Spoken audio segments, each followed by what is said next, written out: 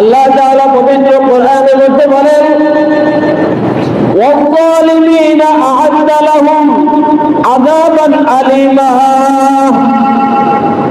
আয় জালেমরা, আয় জুলুমকারীরা, তোমরা শুনে রাখো, শুনে রাখো, আমি আল্লাহ তোমাদের জন্য তৈরি করে রেখে দিয়েছি যন্ত্রণাদায়ক শাস্তি, কঠিন যন্ত্রণাদায়ক শাস্তি, যেই শাস্তির উপর আর কোনো শাস্তি নাই। আল্লাহ তাআলা পবিত্র কোরআনে জুলুম এই শব্দটা প্রায় 130 বার আল্লাহ তাআলা কোরআনে কারিমে বলেছেন। ও বান্দা, জুলুম করো করো, জুলুম করো করো, আল্লাহ তাআলা তোমাকে ছাড় দিতেছেন। আল্লাহ তাআলা ছাড় দেন, তবে ছেড়ে দেন না। আল্লাহ তাআলা পবিত্র কোরআনে অন্য আরেকটি আয়াতে বলেন, ইন্নাল্লাহা লা ইয়াহদিল কওমাজ জালিমিন। ও বান্দা, দুনিয়ার মধ্যে যারা জুলুম করে, যারা একজন আরেকজনকে ঠকিয়ে খায়, একজন আরেকজনের উপরে মৃত্যুর ক্ষেত্রে যারা সহনশীলতা দেখায় না, জুলুম করে, আল্লাহ তাআলা পবিত্র কালামুল্লাহর মধ্যে বলেন, ইন্নাল্লাহা লা ইয়াহদিল কওমাজ জালিমিন। আমি জুলুমকারীদেরকে, যারা অত্যাচার করে, তাদেরকে আমি হেদায়েত দেই না। নাউজুবিল্লাহ বলেন। যারা জুলুম করে আল্লাহ তাআলা তাদেরকে হেদায়েত দিবেন না। মুসলিম শরীফের একটি হাদিসে কুদসি, অর্থাৎ আল্লাহ তাআলা নিজেই বলতেছেন, আন আবী যার রাদিয়াল্লাহু তাআলা আনহু قال قال رسول الله صلى الله عليه وسلم رضي الله تبارك وتعالى قال। আল্লাহ তাআলা বলেন, বান্দা, ইয়া ইবাদি, আমি বান্দার উপরে কোনো জুলুম করি না, আমি আল্লাহ জালেম নন, আমি তোমাদেরকে বানাইছি তোমরা যেন জালেম না হও, তোমরাও যেন জুলুম না করো। ও বান্দা, তোমরা জুলুম করো না। একে অপরের উপরে জুলুম করলে আমি মাওলা তোমাদেরকে ধ্বংস করে দিব। জুলুম করা যাবে? পৃথিবীর এক দেশ অপর দেশের উপরে একের পর এক যুদ্ধ আর বিদ্রোহের মাধ্যমে জুলুম চালিয়ে যাচ্ছে। জুলুম করো করো করো, সমস্যা নাই, কিন্তু এর দ্বারা একবার তোমাকে দিতে হবে। ফিলিস্তিনের মুসলিম মুসলমানদের উপরে ইসরায়েলের এই জালেমরা একের পর এক জুলুম করে যাচ্ছে, কিন্তু তাদের কোনো কিছুই হচ্ছে না। এর মানে তারা পার পেয়ে যাচ্ছে এমন নয়, তাদের জন্য আল্লাহ তাআলা বড় চাপা রেখে দিয়েছেন।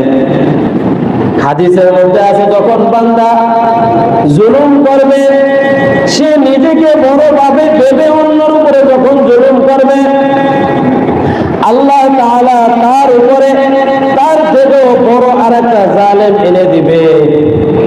অথবা আল্লাহ তাআলা ইনসাফগার এমন এক শক্তি, পাওয়ারফুল শক্তি তৈরি করে দিবে যে তাকে একেবারে নিরসন করে শেষ করে দিবে। ভারতের মুসলমানদের উপরে ভারতের সনাতনী হিন্দুরা একের পর এক জুলুম করে যাচ্ছে। এর মানে তারা মুক্তি পেয়ে যাচ্ছে, পার পেয়ে যাচ্ছে এমন নয়। আল্লাহ তাআলা এই জালেম হিন্দু সনাতনীদের উপরে আল্লাহ তাআলা মুসলমানদেরকে এমন পাওয়ারফুল বানিয়ে দিবে, মুসলমানরা হিন্দুদেরকে কচু কাটা গাজর আর মূলার মতো কেটে সারকার করে ফেলবে। আল্লাহ তাআলা এমন মজবুত, এমন শক্তিশালী দল আল্লাহ তাআলা তৈরি করে দিতেছেন।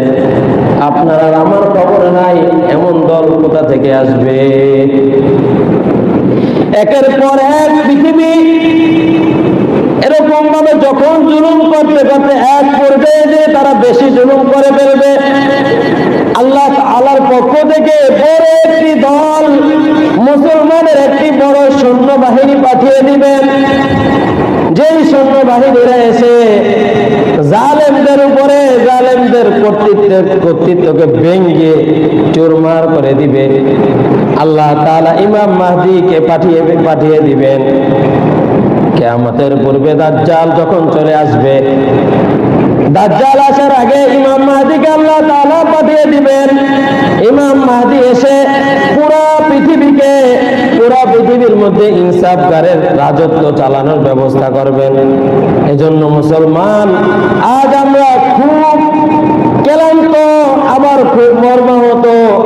মুসলমানরা সব জায়গায় নিপীড়িত হচ্ছে, মুসলমানরা সব জায়গায় মার খাচ্ছে, কিন্তু এর ব্যথায় আমরা কতটুকু ব্যথিত হচ্ছি। ذنبه ذنب عظيم فاغفر الذنب العظيم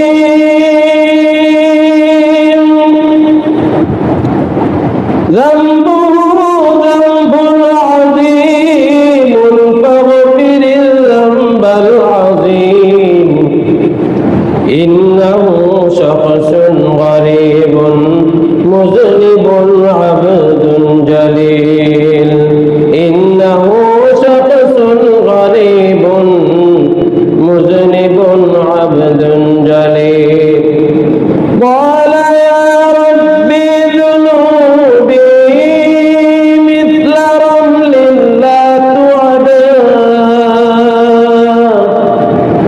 قال يا ربي ذنوبي مثل رمل لا تعد فاعف عني كل ذنب فاصفح الصفح الجميل فاعف عني كل ذنب فاصفح الصفح الجميل दुनिया में वो दुनिया का तलबगार नहीं हो दुनिया में वो दुनिया का तलबगार नहीं हो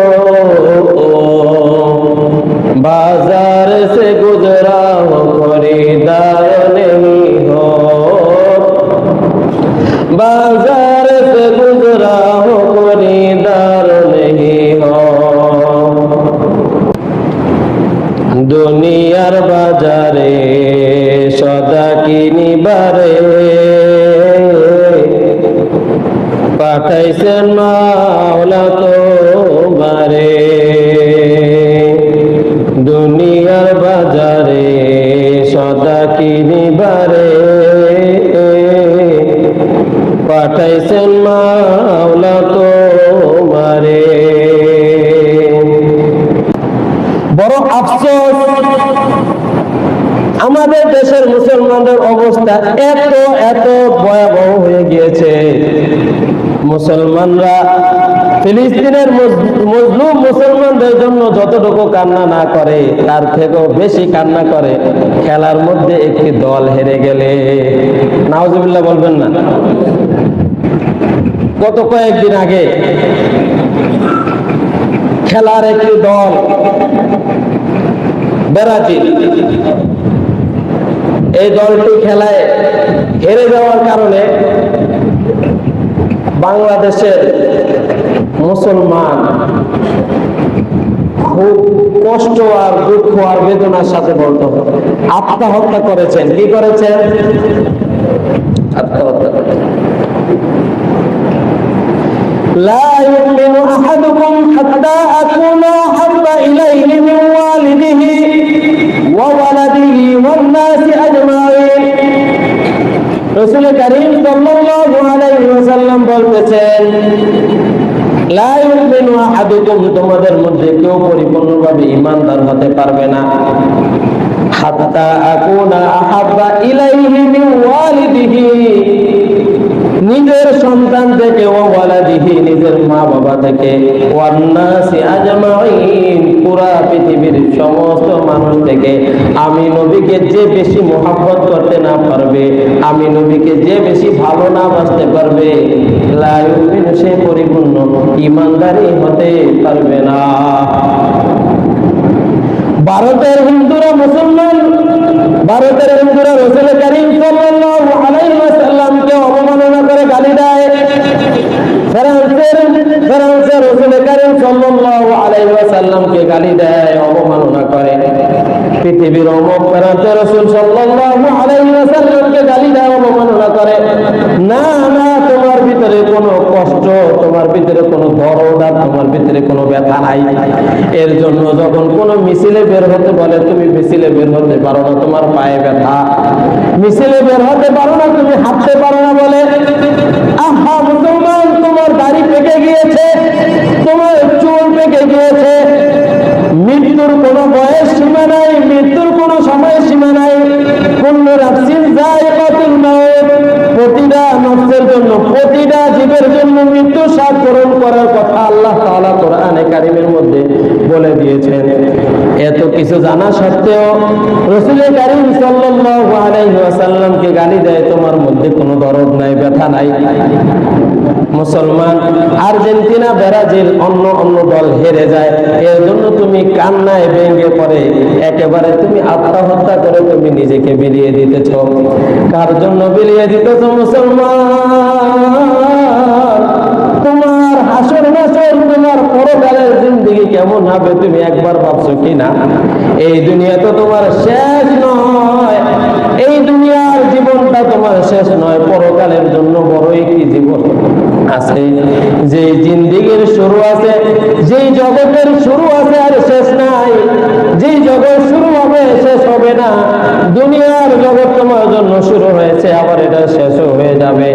আর তুমি যেই জগতের জন্য তুমি পরপারে দিবা, সেই জগতের জন্য তুমি এমন কাজ করে রেখে দিয়ে যাচ্ছ, যার জন্য তোমার জীবনটা পরকালে শান্তিতে থাকতে পারবা না।